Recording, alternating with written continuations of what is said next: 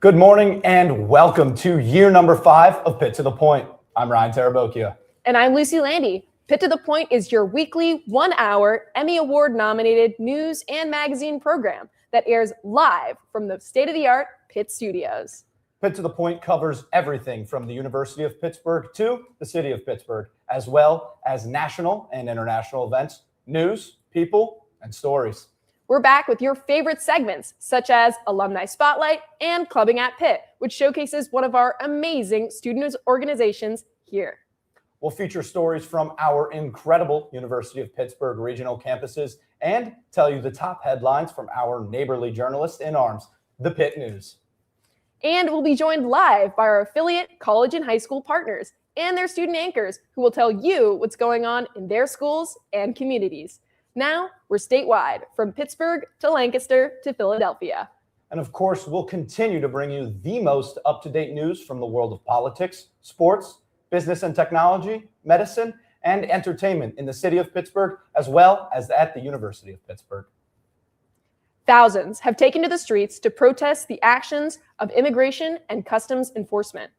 The recent killings of 2 U.S. citizens in Minneapolis, Renee Macklin Good and Alex Preddy, ignited tensions between the public and ICE officers. In Pittsburgh, protesters demonstrated near the Southside ICE field office. Bystanders note that ICE arrests have more than tripled in the region since last year. According to a new poll from NPR, 65% of Americans think that ICE has, quote, gone too far. When asked about pushback in Minneapolis, President Donald Trump stated that he learned he could use a, quote, softer touch, but still intends to, quote, be tough.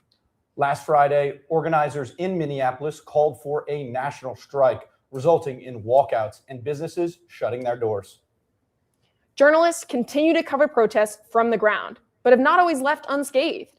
For more on the state of the First Amendment and journalism amidst this turbulence, we have political reporter Maxine Van Nortwick on the story. Maxine? Press freedom is being called into question after the arrest of former CNN journalist Don Lemon and independent journalist Georgia Fort after their coverage of an anti-ICE protest in Minnesota. Now, many people are questioning what's next, especially in the local scene, following the announcement of the closure in May of the Pittsburgh Post-Gazette. This is leaving many wondering what's next for the state of journalism, especially on national and local levels. Former CNN journalist Don Lemon was arrested on January 29th after covering an anti-ICE protest at a Minnesota church. He's facing charges of violating the Federal FACE Act for allegedly conspiring against religious freedom. Lemon's arrest has sparked criticism and outrage surrounding Trump's wielding of the First Amendment. But Dr. Gina Seibert, assistant director of the Pittsburgh Media Partnership, says that Trump's disdain for the media has been building.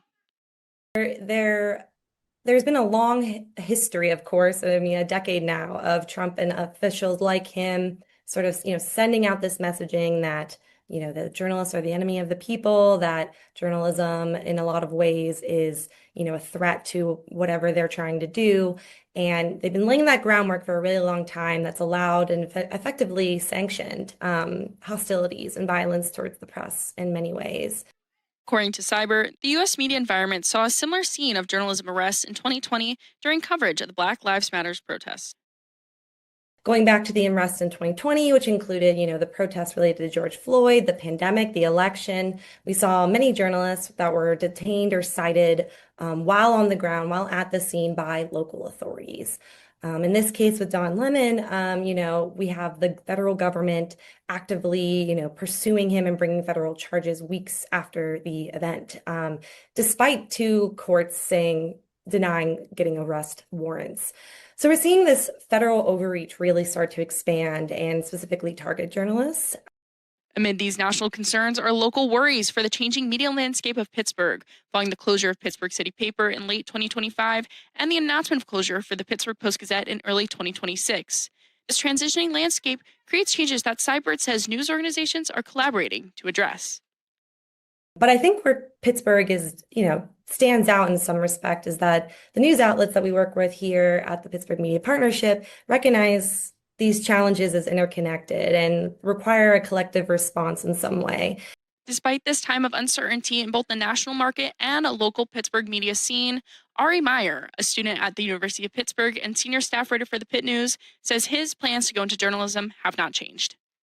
So I wouldn't say that it would stop me, because most people aren't just going to stop getting jobs and things they want to do because of what happens around them. They're going to power through, and I have the same thoughts on that.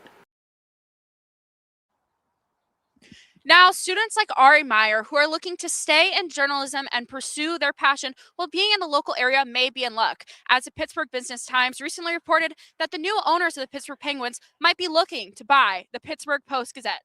Reporting live outside the Pittsburgh Post-Gazette office in the North Shore for Pitt to the Point, I'm political reporter Maxine Van Norwick. Ryan, Lucy? Thanks, Maxine. For Pittsburghers, it may not be too surprising that Punxsutawney Phil predicted 6 more weeks of winter.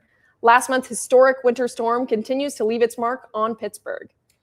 With snow and ice still on the roads, Mayor Corey O'Connor notes aging equipment and insufficient operator training as the main causes of the storm response. Public works vehicles, outside contractors, and outfitted Pittsburgh Parks trucks continue to plow. Now, Mayor O'Connor has already begun planning next year's response. This includes purchasing 50 new plows following a $2 million grant from the PNC Foundation and a $10 million gift from UPMC. But roads are not the only concern in the aftermath of a snowstorm. Keeping yourself warm is of the utmost importance to staying healthy in the winter. For more on what this means for your energy bill, our City Beat reporter, Michaela Albers, has the news. Michaela? Utility bills are on the rise, which means a difficult winter for many Pittsburgh residents. However, these freezing temperatures may not be to blame for the rise in cost. Duquesne Light has announced a 10% increase in rates for residents due to the construction of AI data centers in the area. For many Pittsburgh residents, winter brings more than cold temperatures. As the heat gets turned on, many families across the region are seeing higher monthly costs for their electric bill. This year, the stakes have already been set with record low temperatures and Duquesne Light announcing a 10% increase in cost that became effective in December of 2025. It's definitely a bit of a concern. I mean, it's already very expensive, kind of just to pay rent and, groceries, healthcare costs, everything like that, other expenses. I'm not originally from Pittsburgh, so visiting family. It's also another cost that comes into it. In general, Pittsburgh is a pretty affordable city to live in, just based off of rent. When compared to other places, especially where I'm from, Massachusetts, very expensive place to live. But it's definitely a concern, and I definitely think it's important for people to call for improvements. The Dollar Energy Fund reports a 131% surge in requests for assistance related to electric costs.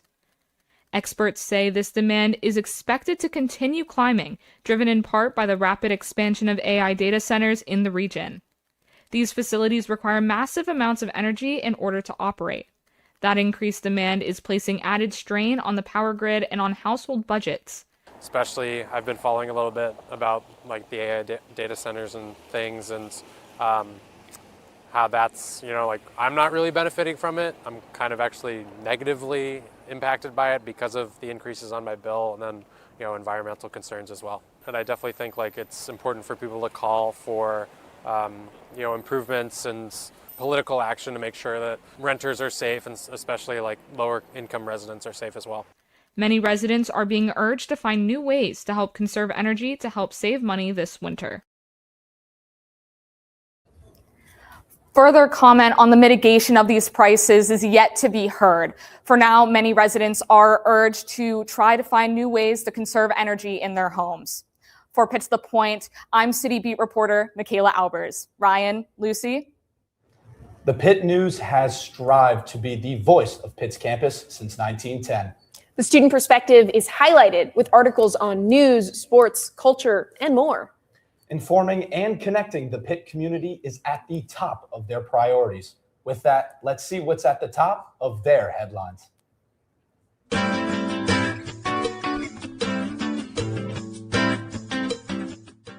This Monday, on February 2nd, around 30,000 people from across the country came together at Gobbler's Knob in Punxsutawney, Pennsylvania to watch Punxsutawney Phil's forecast.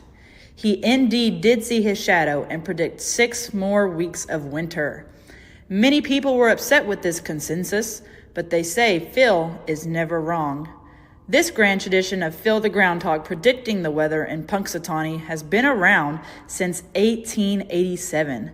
Legends also say that Phil is immortal and will continue to carry on this tradition. Groundhog Day also lies on one of the first days of Black History Month. Hear from 2 of the Pitt women's basketball players on the significance of the month and what it means to them. Black History Month is a time to reflect about all the people who came before me, my family, people who aren't my family, and just, to be grateful for all the sacrifices that they made. To me, Black History Month is about recognizing the people before me and their struggles and their accomplishments and how it shapes my life and our lives today. Probably my biggest role model is my dad. He's worked so hard to get to where he is right now. And, I just appreciate all the sacrifices he made, the sacrifices his parents made to come to, Canada from the Caribbean. So, yeah. With the Olympics and the big game coming up, athletics is on everyone's mind. When we come back, we'll dive into how Pittsburgh fits into all of this. And Pitt alums are reaching far in the sports world. Stay tuned to hear about Larry Fitzgerald entering the Pro Football Hall of Fame.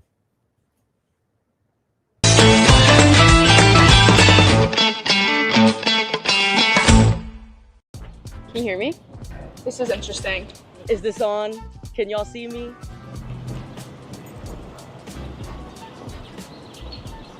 Do I just talk? Pitt basketball beating WVU in the backyard brawl. Favorite Pitt memories running out during the backyard brawl. Pitt's a beautiful place. I'm graduating in a couple of weeks. I'm really sad about it. I really am so grateful for the time I've had here. My favorite Pitt memory was defending my thesis this year. And ever since the first day of classes, we've been friends because we're directionally challenged. My favorite memory was all the times I spent with my friends. I should do it. Working on a movie with one of my good friends. My favorite Pitt memory was winning backyard brawl at the last second because I was going to leave. Going to the Pitt volleyball games and seeing them beat Penn State and Louisville and all the people. My favorite memory is the photo shoot we just had for the ballet club at Pitt. My favorite Pitt memory this year was winning the backyard brawl. H2P, baby. And I just finished my last German class and I started tearing up because after 5 years we finally did it. So yeah, that's probably one of my favorites. It's nice out, it's beautiful, and I'm so happy. Bye! What if you had over 30,000 big thinkers and believers behind you? In a city connected to everything? Well, you'd probably find yourself doing something truly incredible.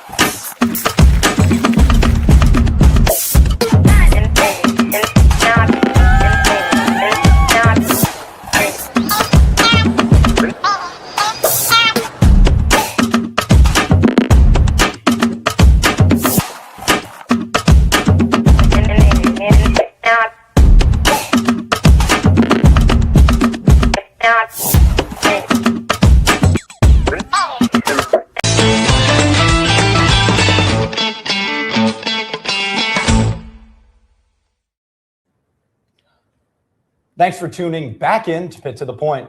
Happen to watch a story today that piques your curiosity? Want to find out more about what's going on in Pittsburgh? Visit our website.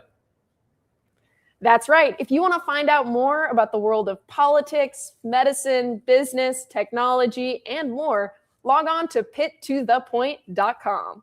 Not only can you see clips from today's show, but you can also read about the topics that interest you and more. Check it out at pittothepoint.com. The Winter Olympics opening ceremony is in Milan today at 2 p.m. Eastern. Viewers can see athletes from across the globe bear their country's flag. But with a historic event like this, it's not always about who's on camera, but who's behind it. Hundreds of journalists, videographers, and creatives tell these athletes' stories every 4 years. Now, we'll tell the story of one of our Pitt to the Point alumni, currently in Milan, our very own Joey Tebben. Over the last couple of years, I've got lots of opportunities to work on many different things, generally focused on NASCAR, which is my main aspect, but NASCAR doesn't go all season. There's gaps of things that need to be filled. So 2024, I got to work in the Paris Olympics in Stanford, worked on a couple Olympic sports in the off season as well, alpine skiing and a few other things. And surprise, Milan Winter Olympics came up. I got the call to come over here and be one of the edit production assistants for figure skating. It was a surprise to me, but somehow I'm here and I'm going in tomorrow to start editing for the first time. It's going to be crazy. It doesn't feel real, honestly. It's just, but that's how it goes. You never know what you're going to be doing day by day. So when there's an opening and then something needs to be done. So for example, the Madden thing that you mentioned, that was just the Madden cast on Peacock. It's a special broadcast of an NFL game. They do it with the graphics from the Madden video game. They needed somebody to help edit a promo for that event. I was available. They said, "Hey, Joey, you want to help edit Madden cast?" I thought, I know nothing about football, but I'll learn in a day or two, and it all went well. So that's kind of the general idea behind everything. I didn't know anything about football. I don't know anything about figure skating, but you get these opportunities. You have to take them. You have to go for them, because when else are you going to get the chance to do any of this? I mean, it's one of those things that doesn't really register, because I was a part of the 2024 Paris Olympics production, but I was one part of that. It was me, and if you look at the nominations list for that Emmy for Best Championship Event, it's like 750 people. It's me, it's Snoop Dogg, it's Mike Tirico, it's everybody surrounding that. So I'm very grateful to have been a part of that. It is absolutely bizarre that there is an Emmy sitting on my desk in my tiny Stamford, Connecticut apartment, but yeah, I still struggle to speak words about it today, but it happened somehow.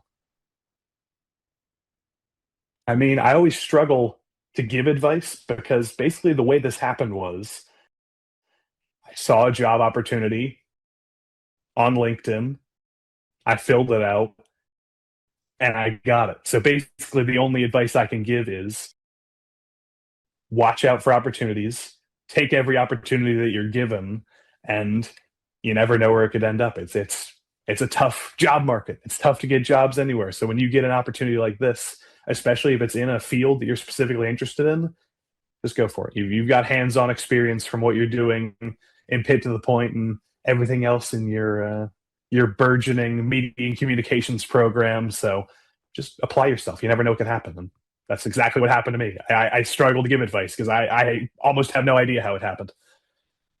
I got hands-on experience in Pitt to the Point, which you don't get just doing a normal media communications degree. Pitt to the Point is a special class where you get hands-on news experience, you get experience editing, you get experience anchoring, you get experience interviewing, and that's stuff that you can only really learn by doing it on the job. And that's another thing that I learned once actually getting into the workforce out of college. There's so much that you don't learn in college that you do just have to pick up on the fly when you're out here, whether that's learning new editing software or learning how to do a different position, learning how a graphics machine works, learning how a tape machine works, learning a new sport. You kind of learn how to learn in Pitt to the Point, and you can apply that to learn even more stuff that you might not even learn while you're in college. I tend to look at what's directly in front of me. So this year, after the Olympics, I'm doing graphics for NASCAR for all of the races on NBC/USA and on Amazon Prime, because we produce those races as well. So I'm looking forward to traveling to 19 races doing that. I'm going to see how that goes, and then we'll see what 2027 brings. But I'm taking it a year at a time, and never expected to be here in the first place. So I can only take it as it comes. I mean, starting tomorrow, it's just going to be about learning a sport that I don't really know anything about. I mean, I know the big names of figure skating. I know the people who are going to be the most competitive. I was actually on the plane with Ilya Malinin, who's the best figure skater in the world. He's probably going to win gold. I know the big names. I sort of know what to expect, but I don't really know what to expect in the day-to-day turnaround edits of it all. So I'm going to be learning as I go along, and I look forward to learning a new sport and learning a new workflow of a new event.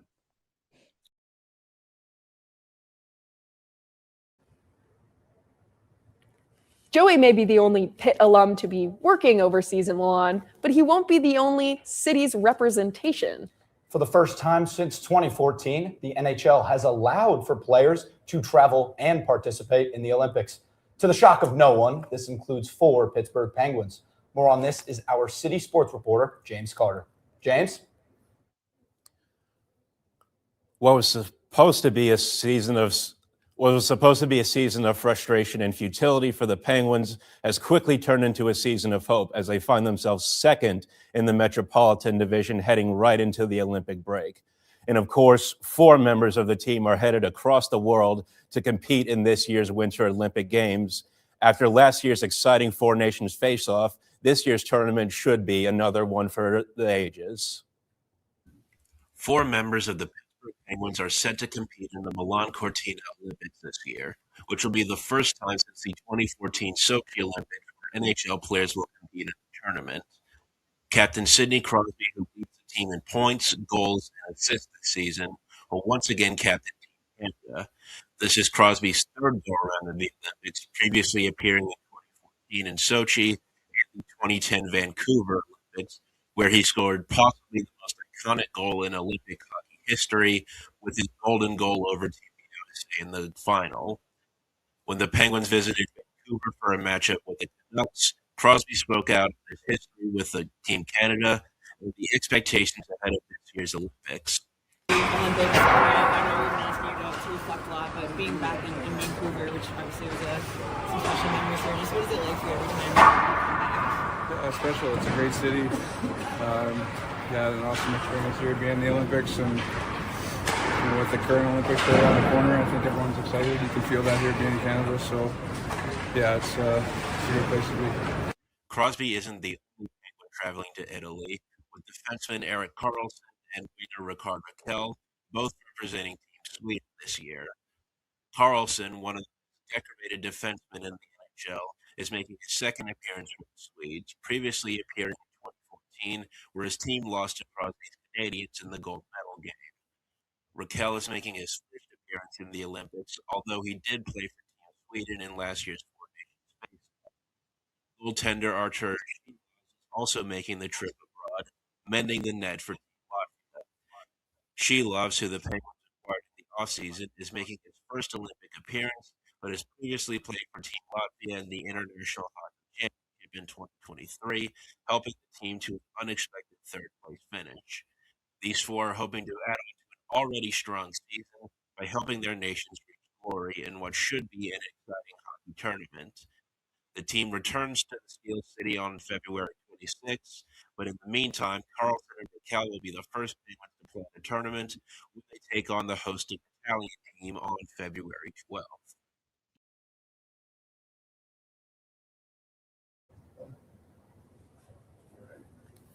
Seven Fields native Ava McNaughton is also set to make her appearance in Italy this year. She is the goalkeeper for the United States women's national hockey team. In her youth, she played for the Pittsburgh Penguins youth elite teams and is now currently playing hockey for the Wisconsin Badgers collegiately. She is one of many talented Western Pennsylvania athletes who are making the trip to Italy this year to represent the United States as well as a variety of other countries. Back stateside, millions of Americans are set to watch the big game this Sunday as the Seattle Seahawks take on the New England Patriots this weekend. A little-known fact is that Patriots head coach Mike Vrabel actually got his start in his playing career right here in the Steel City. Vrabel played for 4 years for the Pittsburgh Steelers as linebacker, and while most of his career highlights would come up in Foxborough, it should not go unrepresented about how his hard work and commitment was forged right here in one of the best sports towns right here in the United States of America. So while many Pittsburgh fans may have their reservations about the New England Patriots, it's important to take a while to think about all these great athletes who are built right here in the foothills of Pennsylvania, whether in the Steel City limits, in the hills of Westmoreland County, or all around the area. For Pitt to the Point, I'm City Sports reporter James Carter, and we head to more sports with our Pitt sports reporter, Colin Ferguson. Colin? The University of Pittsburgh is welcoming its 11th Pro Football Hall of Famer in its history. Last night, during the NFL Honors Awards ceremony, it was announced that after 17 seasons, 11 Pro Bowl appearances, and 1 Super Bowl appearance, former Pitt Panther and Arizona Cardinals wide receiver Larry Fitzgerald will be joining the ranks of the number of Panthers currently enshrined in the walls of Canton, Ohio. Fitzgerald was one of 2 first-ballot Hall of Famers to earn the nod last night, joining former Chargers and Saints quarterback Drew Brees.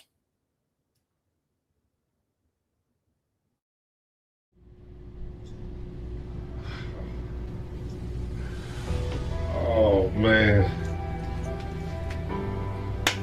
You know what, boy? That's just so many memories flooding my mind. Yeah, you know, being out there training camp and just watching you guys and hoping one day just to have the opportunity to do it. Like, just the opportunity, never to imagine, you know, to have a career that was worthy of you know, being immortalized in the history of the game. Iron Man with soft hands. This career Cardinal racked up the 2nd most receiving yards all time. My man, Larry Fitzgerald.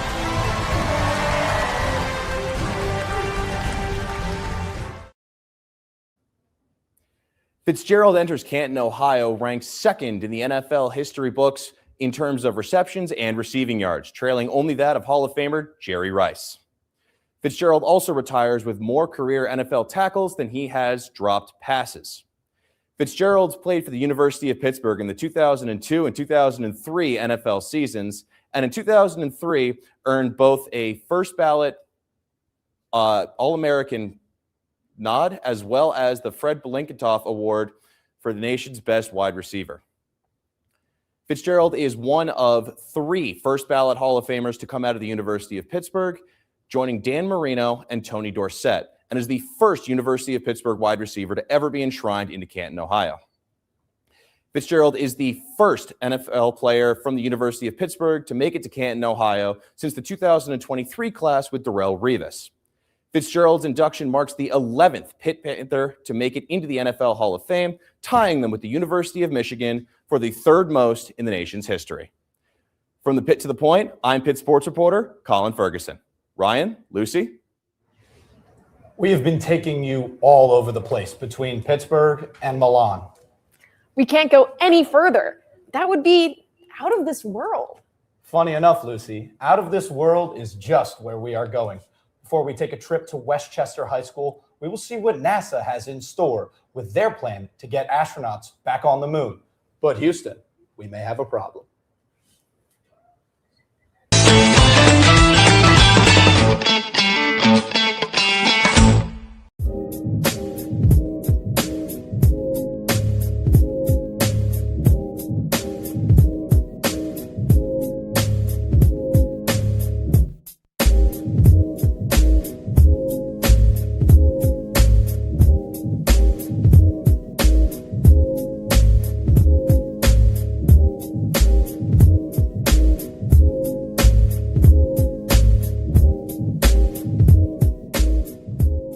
Someone a long time ago had an idea that we could change the way we do things.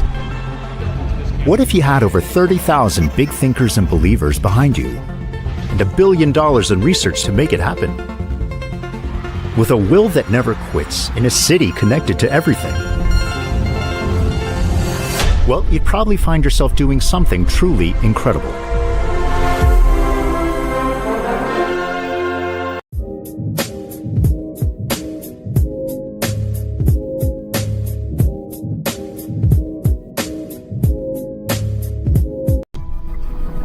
So honored and humbled to officially welcome you to the University of Pittsburgh.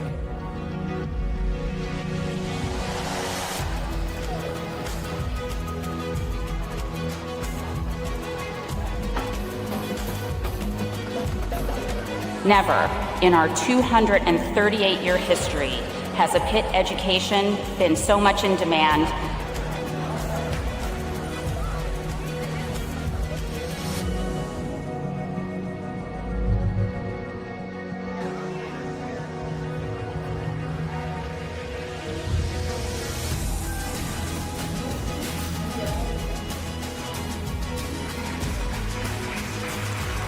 It's possible at Pitt is not just something we say when you walk in the door. Hail to each of you, hail to possible, and hail to Pitt. This morning, you take your place in this honored tradition. You take your place in a time of great challenge and even greater opportunity. Community comes at the cost of your comfort zone. You don't just stumble upon community in college, you create it. I hope that your journey outside of your comfort zone eventually leads you to a community that welcomes you exactly as you are. Class of 2029, whatever you're feeling right now, I hope that sometime soon you feel at home. Congratulations, class of 2029, and good luck to you as you begin your journey.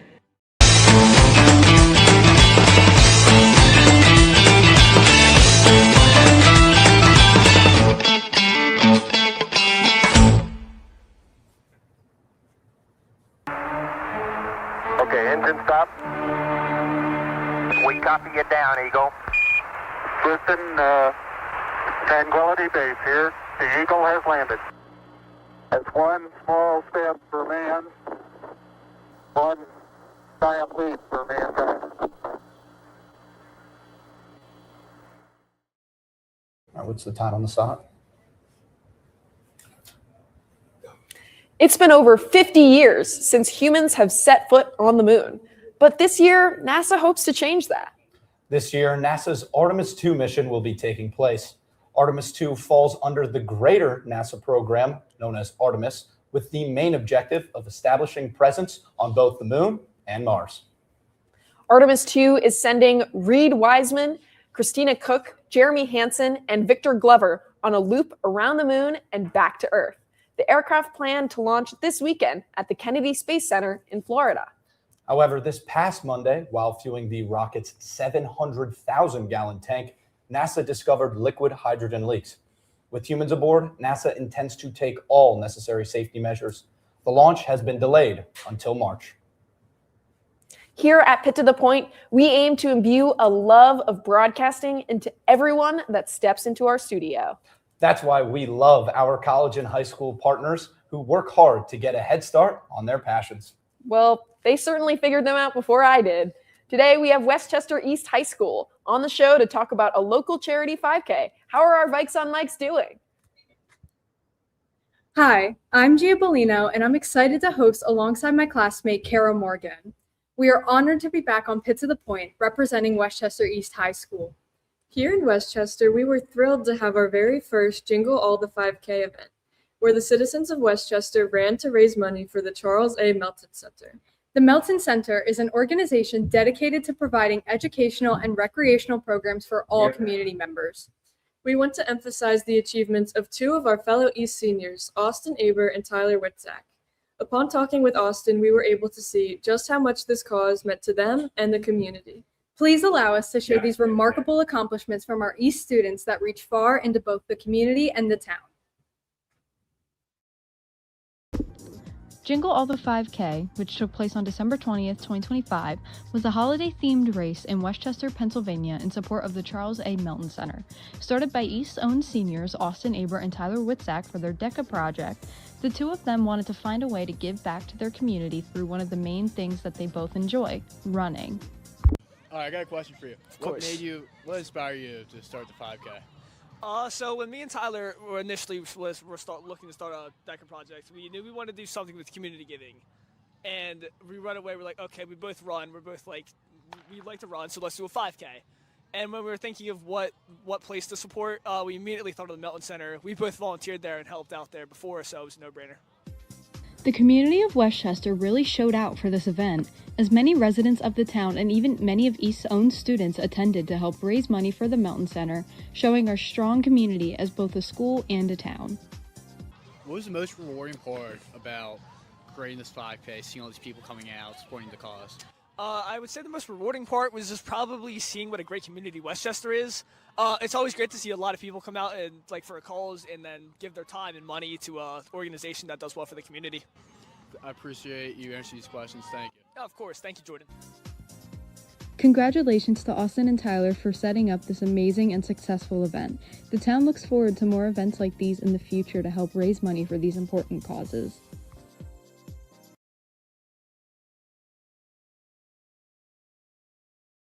We are so grateful for all the hard work put forth by our students. Back to you, Ryan and Lucy.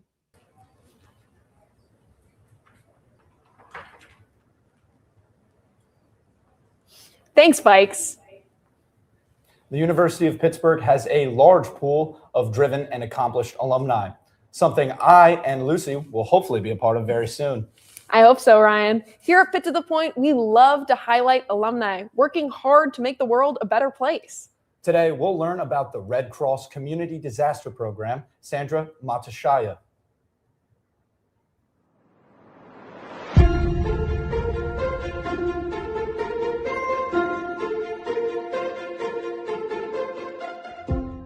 My name is Sandra Matoshaya. I graduated from the University of Pittsburgh from the Graduate School of Public and International Affairs, and I graduated in 2009 with a Master's in International Development, focusing on non-governmental organizations and civil society. Currently, I work for the American Red Cross. I'm the Community Disaster Program Manager, and I oversee Allegheny, Washington, and Greene counties. With the American Red Cross, one of our biggest disasters that we deal with is home fires, and southwestern Pennsylvania actually leads the nation in house fires.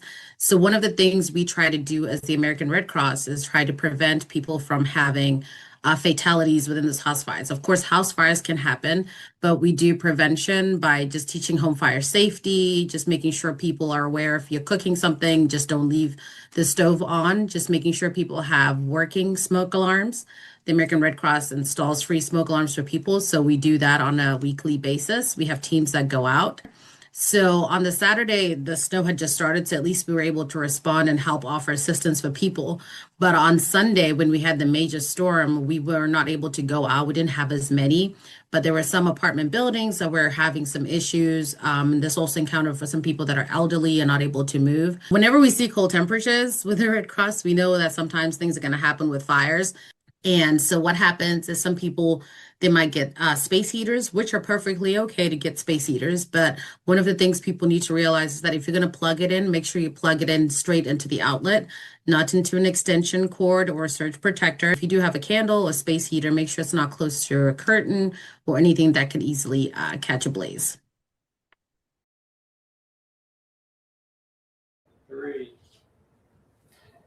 It's Black History Month, and the City of Pittsburgh is celebrating the contributions and accomplishments of Black Americans with events all over the city. You could learn about the historic Hill District, engage in the once bustling jazz scene, or check out an exhibit at the August Wilson African American Cultural Center. Pittsburgh would not be what it is today without the Black community. It's incredibly important to honor the lives of African Americans across time, as Black history is American history. Mayor Corey O'Connor has named economic development as a top priority for his administration. The Urban Redevelopment Authority is looking into expanding transit options throughout downtown. For more on the story, we have our business and tech reporter, Farah Hendawi. Farah? Don't chase the butterflies, mend your gardens and the butterflies will come to you. Well, that's at least what the city is trying to do alongside the Urban Redevelopment Authority in the creation of the Transportation Revitalization Investment District, or TRID for short. This will help support small businesses as well as transform vacant office spaces into affordable housing. This is how a possible TRID project could help revitalize the bustle of downtown. Downtown Pittsburgh, also called the Golden Triangle by locals, continues its legacy of alluring infrastructure and business investments since the beginning of the city's industrial history. The Urban Redevelopment Authority is exploring the creation of a TRID project, also known as a Transit Revitalization Investment District, and is looking at how property tax revenues can spur funding for renovations downtown. from transportation all the way to small businesses. Our priority is to stabilize neighborhoods in need of investment. And so our big focuses right now are on downtown and a number of neighborhood investments. We're trying to solve for, particularly in downtown with the TRID, our post-COVID environment, we saw a lot of downtown office vacancy. But what we're really trying to do is reposition downtown as a neighborhood that is mixed use, thriving, one that is a 24/7 environment, and is that live, work, play neighborhood that we've always wanted. Make things simple. But if you have a building that's worth $100, we tax that at $100. We tax it as if it's worth $100. But if you put an investment into your building and you make your building now worth $150, we still tax the $100. That's still the same. The taxes are the exact same there for you. But the additional $50, we take that money and we invest that back into downtown. What you're thinking largely in that is that we're going to be funding this public realm and infrastructure investments. And then the other thing is money for conversions from office space into housing. Value Capture District is meant to do is really a portion of future incremental, aka new taxes, as a result of development. The taxing bodies will still receive the full amount of taxes they have today, serving as an investor. What a way to kickstart Mayor O'Connor's term with the prioritization of business investments for what's next in the city of Pittsburgh. For Pitt to the Point, I'm business and technology reporter Farah Hindawi. Ryan, Lucy? Thanks, Farah. Ryan, this morning just flew by. We're over halfway through the show. Don't I know it? Nonetheless, we still have plenty more to cover. Stay tuned to hear the buzz around campus, or should I say campuses, as we discuss Pitt's new recreation and wellness center and Pitt Bradford's new sports team.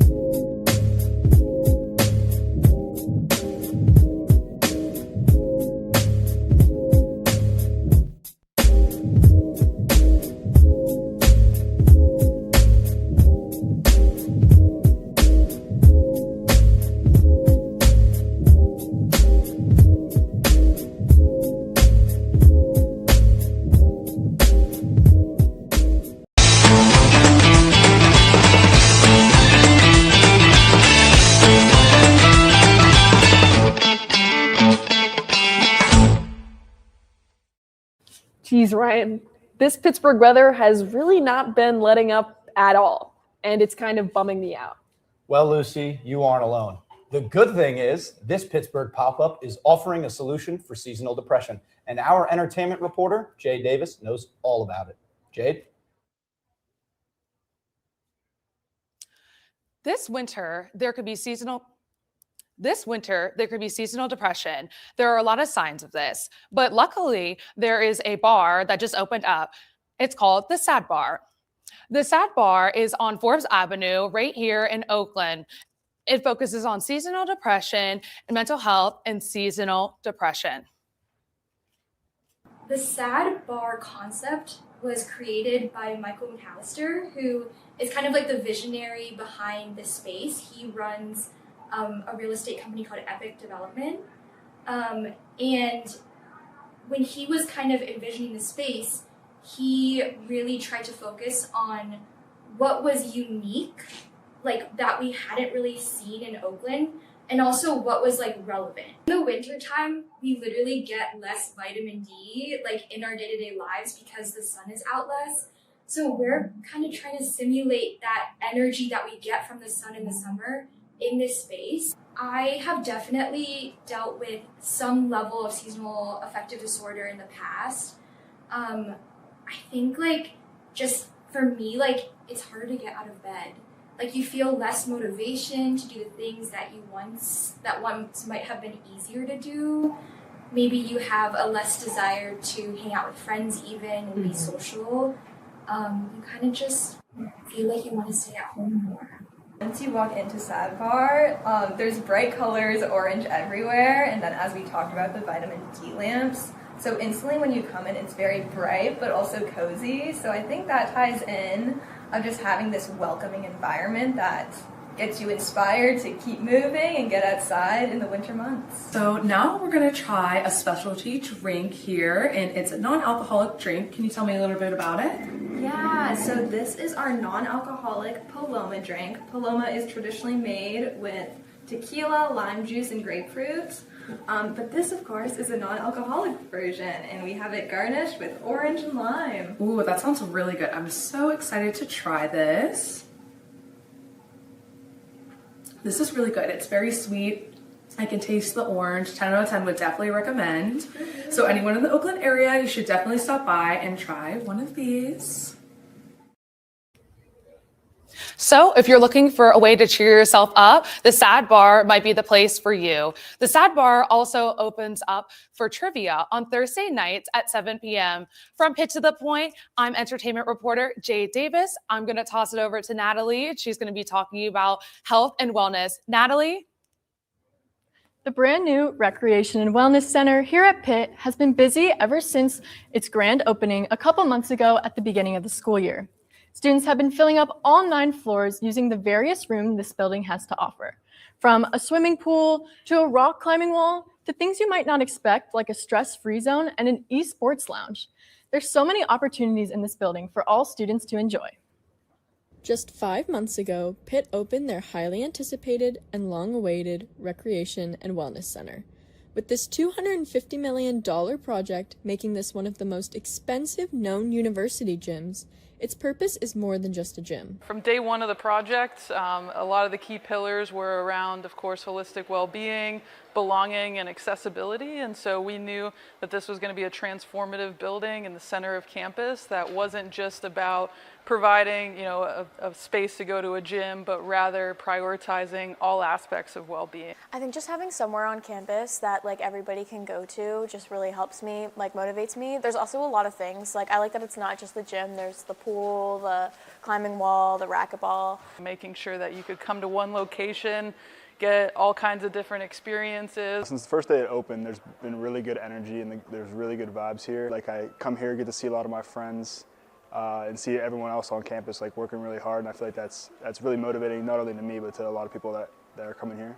With the talks of this building starting over 7 years ago, there were many obstacles when it came to a project as big as this one. There wasn't much easy about this project, for sure, which is why it's stretched as long as it has. Ultimately, being in such a landlocked location, that's why we had to go vertical. And so, which incorporated, I know one of the areas the students despise most about this building, which is the stairs. But ultimately, that was our best opportunity to get everything under one roof and to be a one-stop shop. Also, building into the hillside is another aspect. As you see, we start smaller, we get bigger, which changes the configuration of activity levels and what's required. So it definitely pushed everything to the limit, but I think we got it about as great as a facility out of such a landlocked area as we could have. And this facility is already highly praised by students. The track upstairs, I'm not a runner, but I do abs up there, and it's just a great view. I feel like the rec center has been very nice for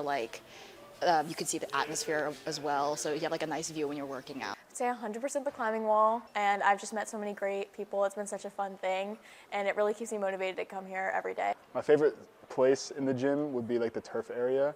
It's like just a really big space, and like you can pretty much do whatever you want there. While academics should always come first to students, Pitt is making an effort to show that the students' physical and mental health matters as well. I think what we know as humans is that in order to do well, we need to be well, and so ultimately providing opportunities of physical well-being, holistic well-being only contributes further to the academic mission, to allowing students to be their best selves, to thrive academically and build the healthy habits that'll take them not just through their time here at Pitt, but ultimately allow them to expand through the rest of their life, with habits that'll last a lifetime.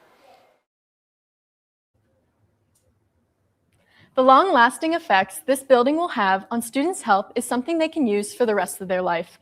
The fact that this building is easy access for students and has so many options for them to figure out what's best for them, physically and mentally, is something they can then use in their work life and their personal life, and that's all thanks to Pitt.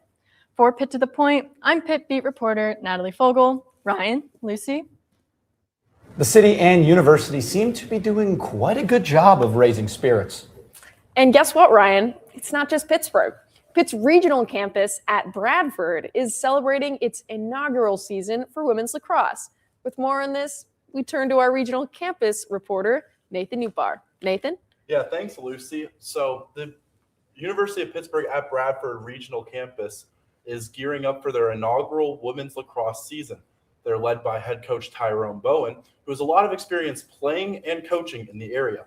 He was an assistant coach for the men's team who had their inaugural season last year. Let's hear from Coach Bowen and Captain Haley Carlo and see what they can come up with for their Pitt Bradford's historic preseason.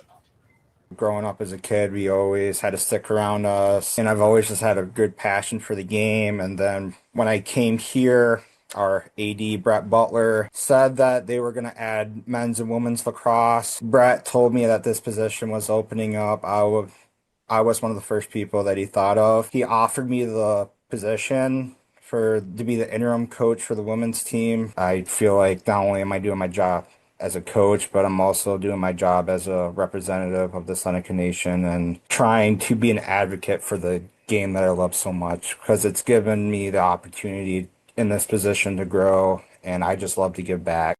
Coach Bowen also plans on doing 2 awareness games for student-athlete mental health and Native American causes. I've been able to showcase my Indigenous self a lot more, and I'm more confident in it. And that kind of led into like those awareness games. Like here for the women's, like we're going to do No More Stolen Sisters. That has to deal with assault, domestic violence for the women who come from Indigenous background. They are some of the more like highly targeted group of people who sadly that they have to experience that.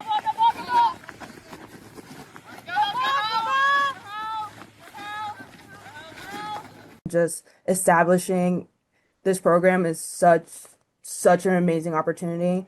The talent that we have, even though like there's very few of us that have played before, is insane. Like the new girls that just pick up a stick, like it's just the talent there is crazy. And I'm just so glad that like every person that came here, every person who tried it, is just great. I think people should definitely worry when they have us on their schedule, because I think we're going to do absolutely amazing. The Panthers open their season next Saturday, February 14th at 1 p.m. against Geneva College. As you just heard, there's a lot of optimism with the program that they can make a push for the AMCC championship in year one. For Pitt to the Point, I'm regional sports reporter Nathan Newbar. Ryan, Lucy. Well, Lucy, we are already down to our last segment. We are, Ryan, but make sure it's not to leave your seats quite yet. We have news on the Kennedy Center's closing, as well as highlighting the arts on Pitt's campus, right after this break.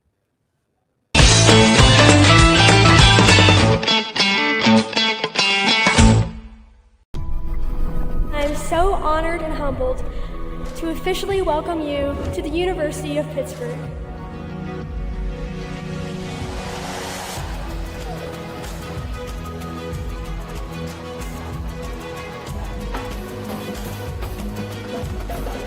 Never in our 238-year history has a Pitt education been so much in demand.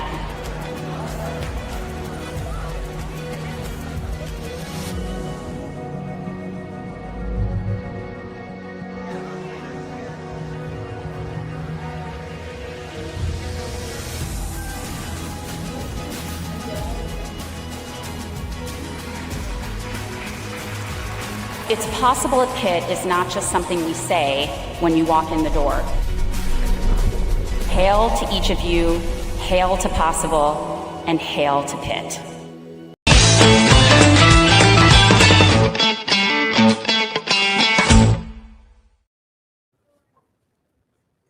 Last week, President Donald Trump announced the closure of the John F. Kennedy Memorial Center for the Performing Arts.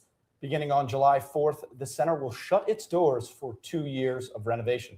The project will cost around $200 million, with funds secured from Congress through the Big Beautiful Bill.